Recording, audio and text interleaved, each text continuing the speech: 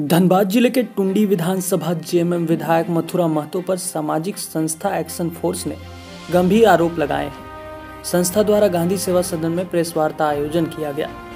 संस्था के सदस्य ने कहा कि टुंडी विधायक मथुरा महतो ने अपने मंत्री विधायक कार्यकाल में बड़े पैमाने पर चल अचल संपत्ति अर्जित किया है। धनबाद जिले के विभिन्न क्षेत्रों में जमीन खरीदी है। अपने नाम के साथ साथ अपने घर के सदस्यों रिश्तेदारों के नाम से जमीन खरीदी है। जमीन से संबंधित दस्तावेज उनके पास हैं जो इसका प्रमाण है। जिले के बरटांड, दामोदरपुर, बरबैद में तीनों स्थानों में, परसिया में 2 स्थानों में जमीन विधायक ने खरीदी है।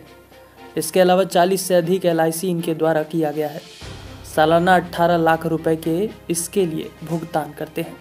कई बैंक खातों में बड़ी लेन देन विधायक द्वारा किया गया है।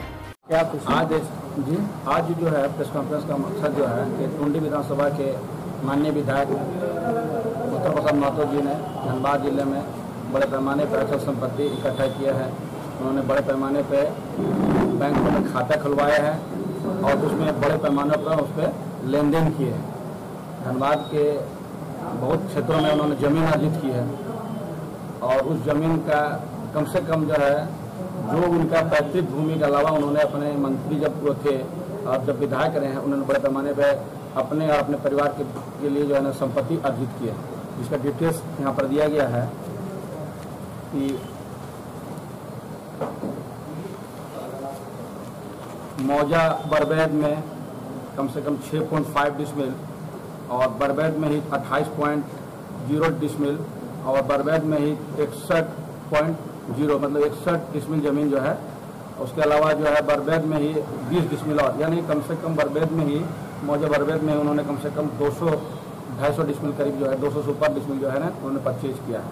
इसके अलावा दामोदरपुर में, उसके अलावा परसिया का मौजा में, परसिया के कई मौजा में, इसके अलावा बड़े पैमाने पर जीत की संख्या भी दी गई है जहाँ वो उन्होंने अपने और अपने परिवार के लोगों के बीच में जो है ना वो जमीन को परचेज करने का काम किया है। तो माननीय विधायक जी बताया कि ये पैसा का स्रोत क्या है। यही नहीं, उन्होंने कम से कम 45 LIC में अपने पैसे जमा किया है। 45 में जिसका प्रीमियम हुआ है वो करीब प्रत्येक साल 18 लाख रुपए करीब पड़ता है, उसका प्रीमियम जमा कर रहे हैं। इसके अलावा बहुत से डिपॉजिट किए हैं जिसका सब बारे में डिटेल्स दिया गया है। सहारा क्यू शॉप में, सहारा इंडिया में।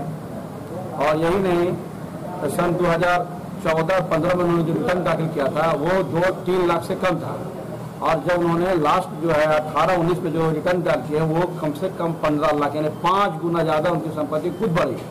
तो बताएंगे कि उनका सोर्स ऑफ इनकम क्या है, वो कौन सा ऐसा कारोबार कर रहे हैं जिसके बारे में, जबकि उन्होंने हल्फनामा अपना दिया है कि मैं कोई बिजनेस नहीं करता हूँ, मैं एक सोशल एक्टिविस्ट हूँ और मेरी 35 पे है और कृषि भूमि जमीन है जिससे मैं अपना जीविका अर्जन करता हूँ। लेकिन एक जीविका अर्जन करने वाला और कम करने वाला इतनी जमीन कहाँ से खरीदे, इतनी प्रॉपर्टी, इतना इनकम, इतने टैक्स पे जो रिटर्न भरे हैं, ये सारा चीज़ कहाँ से आया है, ये आज सवाल जनता के बीच का है।